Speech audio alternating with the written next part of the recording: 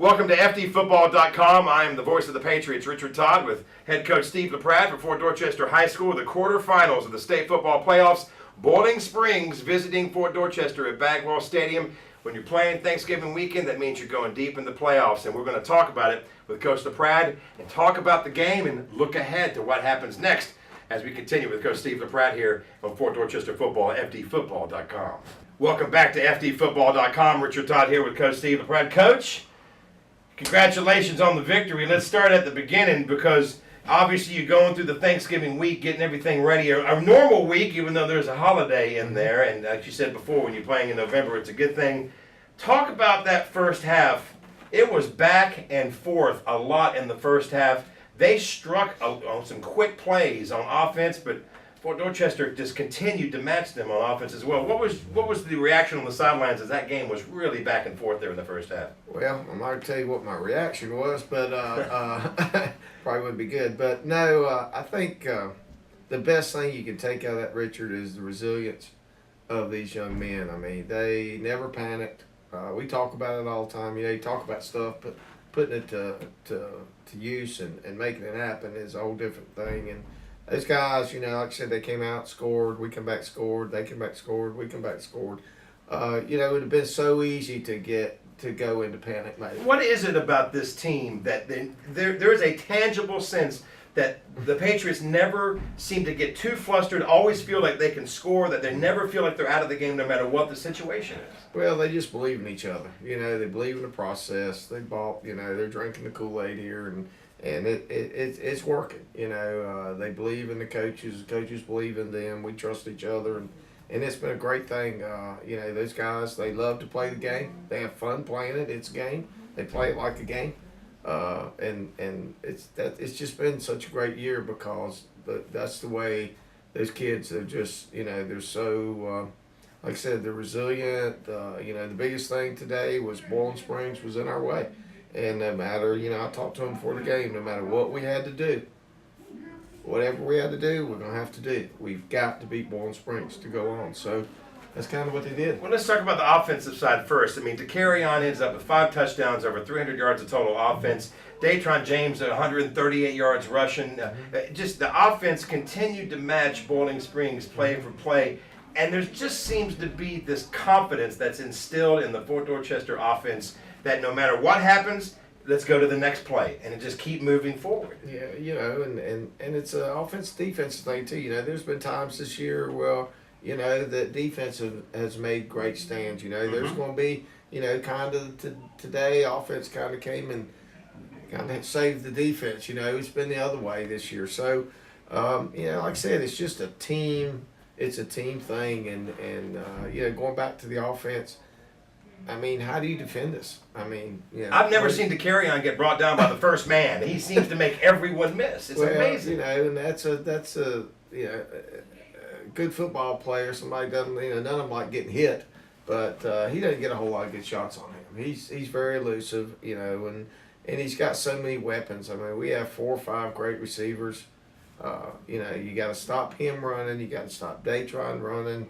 You got to stop the pass. It's just tough. I mean, it's tough. You know, it's tough on any defense, and you know, so far so good. Well, it felt like in the first half that it was going to be one of those games where the last team to score was going to win. Talk about it from the defensive standpoint. Your defense has played great throughout the season, but they were a little bit back on their heels. You know, Bowling Springs didn't punt once in the entire game. Right. 2 huge turnovers that resulted in 14 points in the first half. But defensively, what was the message to the players there in the first half as it was really going back and forth? You know, it's just tough. You know, those coaches just told them to hang in there, you know, stay the game plan. You know, we made some little adjustments, you know, but the 2 turnovers were defensive turnovers.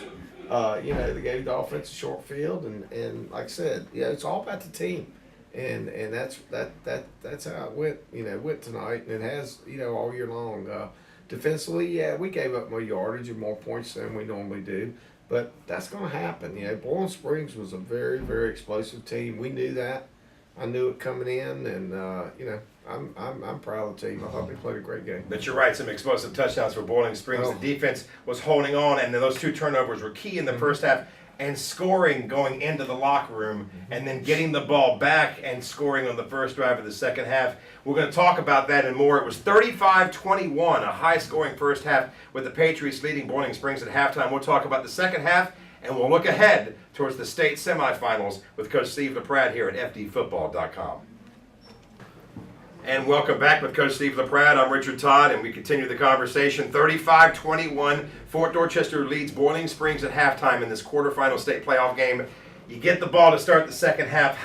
Well, let's go back to halftime. What was the message in the locker room? You know, you guys have done a great job at some halftime adjustments. What was the discussion? Offensively, everything seemed to be clicking.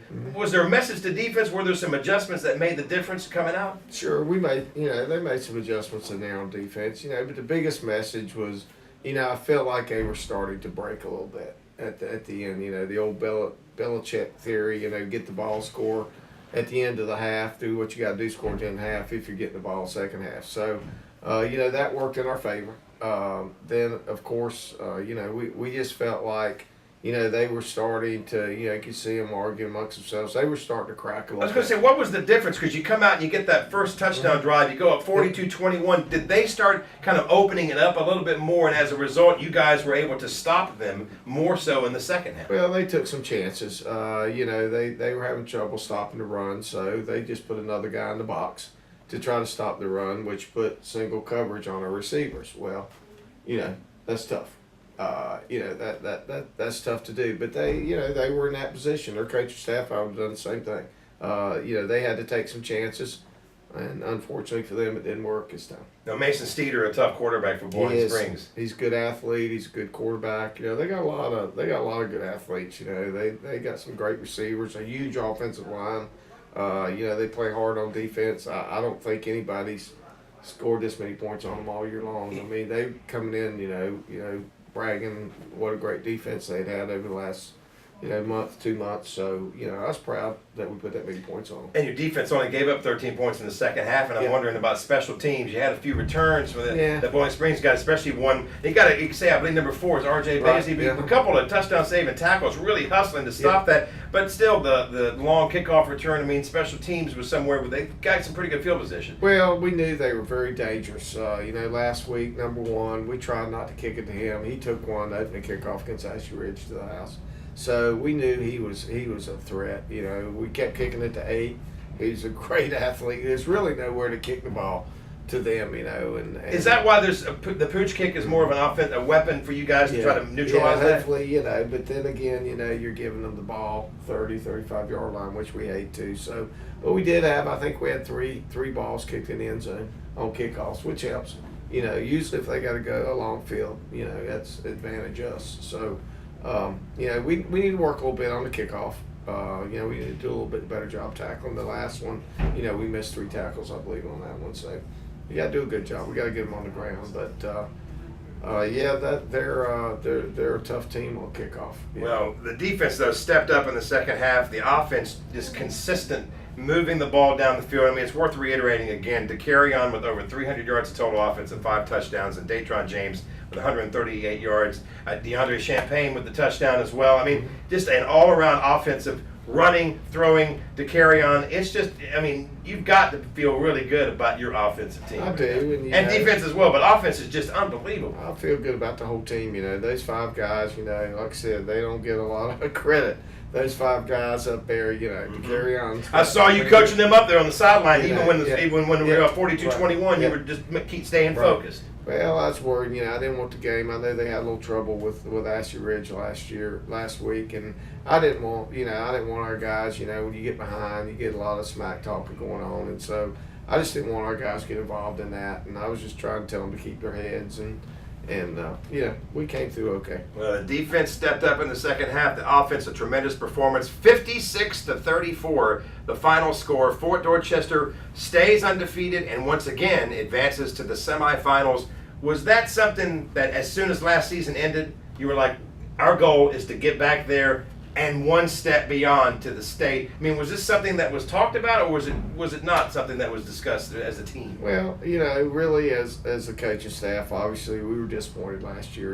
We kind of stalled a little bit on offense. I thought defensively we played great. in the semifinals last year. We just couldn't move the ball. So, we went to work on that. But obviously being realistic, as a coaching staff, we lost 8 out of 11 on defense. We lost 2 Division I, but really 3 Division I scholarship athletes. So, hats off to our defensive coaching staff to build the group they have this year. I mean, the first few games was shaky at best. So those first 3 games, but what a turn after Yes. that. I mean, it's a testament to the coaching and the depth as well. It is, and every day they started working after practice every day, and they go through a circuit after practice. The defense does, and they've just toughened up, and they play so hard. They really do. Well, congratulations. I know it's been an interesting week with Thanksgiving and then the game, and now Goose Creek will come to Bagwell Stadium. Goose Creek beat Hillcrest 50-49 in an amazing game that had an incredible finish. Goose Creek actually going for 2 at home to take the lead and blocking a field goal on the last play of the game. The last time Goose Creek lost was to Fort Dorchester.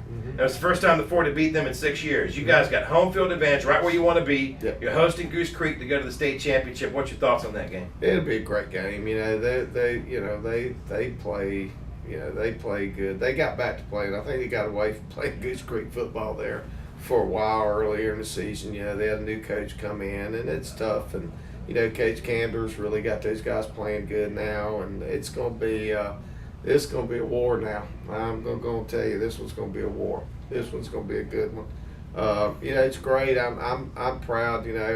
Sometimes we catch a lot of flack about the lower state football, and I'm not saying that Goose Creek was really the team I really wanted to play that much.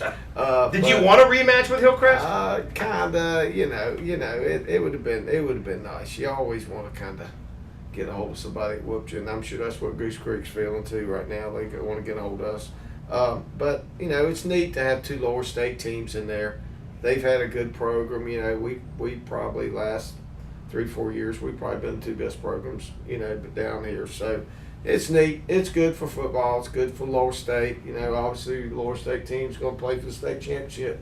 So that's a good thing. Obviously I hope it's us, but it'll be good. It'll be good for the communities here. It'll be good for lower state football. I'm sure it's going to be packed, and it'll be a great atmosphere for high school football. And we're gonna enjoy this one about 4 or 5 more hours, and then we're gonna get to work. Playing into December, and in case you hadn't heard, the top seeds Dutch Fork were rolled over by Dorman, so the Dutch Fork has been eliminated. That leaves the highest remaining seed, the Fort Dorchester Patriots. Coach, congratulations. Hey, Team thanks, looks Richard. great to be back in the semifinals, and we want to tell everybody, get out to Bagwell Stadium. It's Friday night at 7:30. Pack the house. Goose Creek's coming to town, and they're taking on Fort Dorchester. The winner will play for the state championship. You can follow all the action and all the info you need on the playoffs at fdfootball.com.